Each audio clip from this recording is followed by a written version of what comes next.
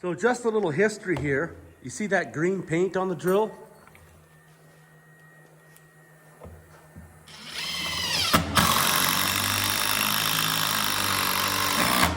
Marcus had the idea that if your tools look ugly and painted up, nobody would steal them. Well, let me tell you, about a year ago, we were on a job. We bought a brand new tool that wasn't painted up, and guess what? It got stolen. All the other tools in the trailer that were painted up got left. They took the one that was not painted up. That's why there's ugly, ugly Grinch paint on all these tools.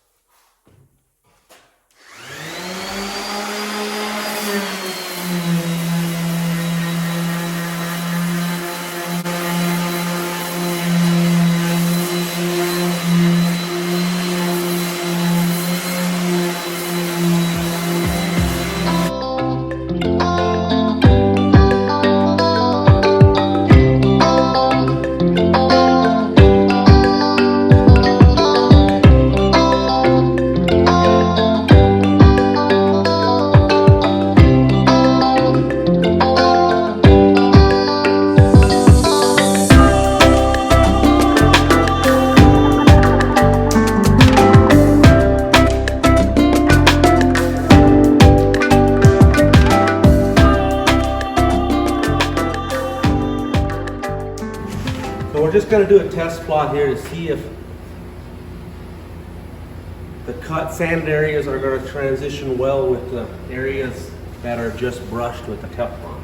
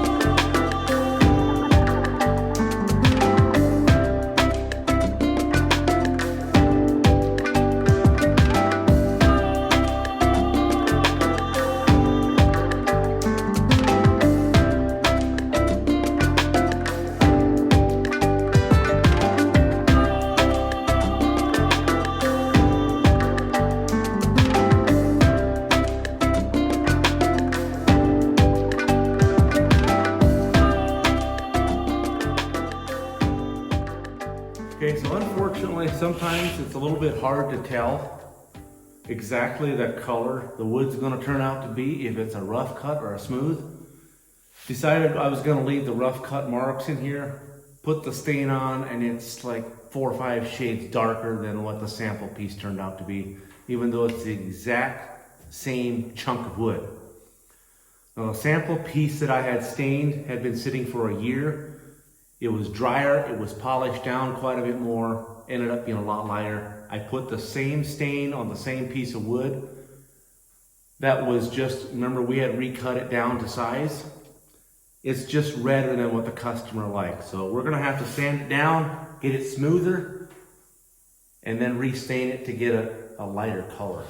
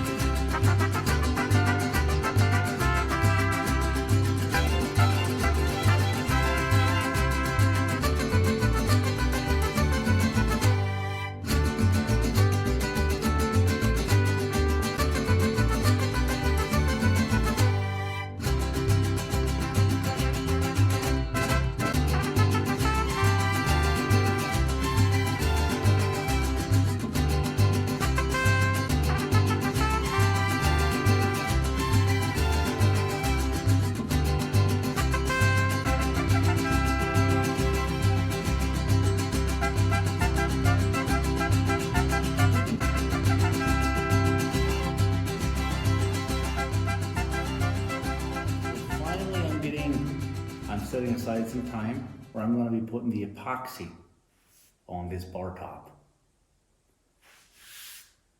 It's supposed to be a nice, thick, clear epoxy finish. Everything will be nice and smooth. You'll still see the characteristics of the wood, the checks and everything in it, but it'll be a nice, smooth top. So I'm excited to get this started. First, I'm going to be putting another coat of finish on this stump back here.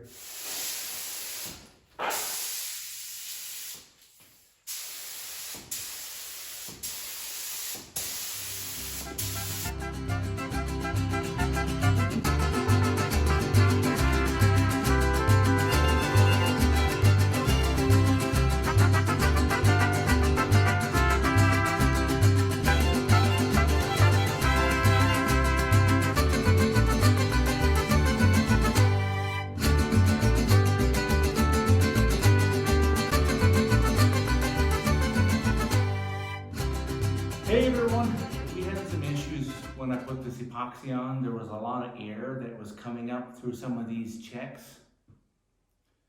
And the epoxy cured slow enough. Anyway, we have some blemishes in it. Some really nasty bubbles that I tried to fix. And they're just not as good as I know that they could be. So we're gonna be taking another step. I'm going to buff this down. It's going to look fairly ugly and scratched up. Clean it all off, and then we're putting a new round of epoxy, so it'll be double thickness over the whole thing, and we're going to get that perfect finish.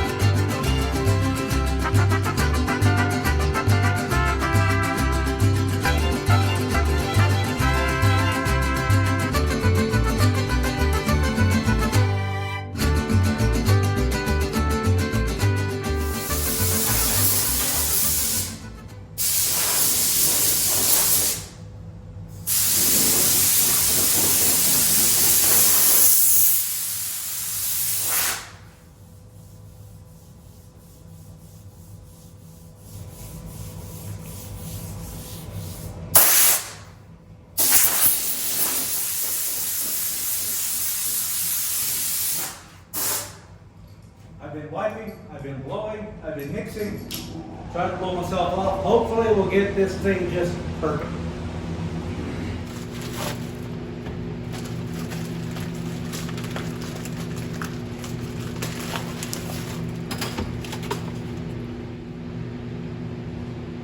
Sounds like it's really, really important to mix these.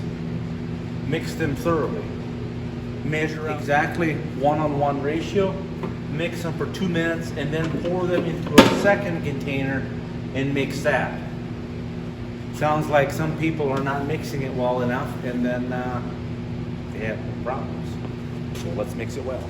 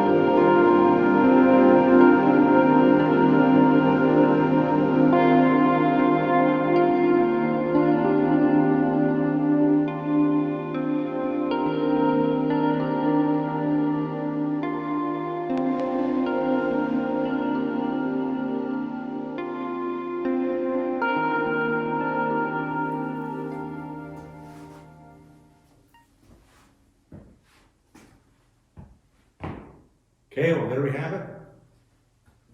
If it would only hurry up and dry. Unfortunately, it takes quite a few hours to get this to even be tack-free. So I gotta keep coming back, make sure there's no bubbles. If there are bubbles, I need to keep blowing on them just a little bit so they disappear. Well, we've already got one coat of epoxy on here. I'm hoping this one will just glaze over and be perfect.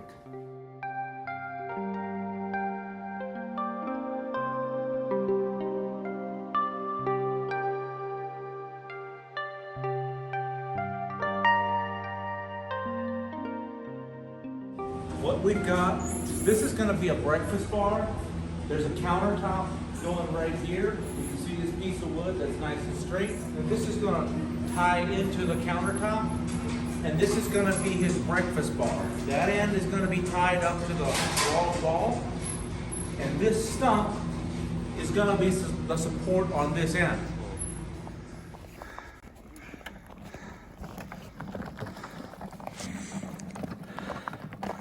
This is how we're getting this thing up the hill into the house. Can't get a trailer up in here and get turned around, so I figured this would be the easiest way to get it up in here. We got this little wagon that I played with when I was a kid. We got this wagon when I was 9 years old.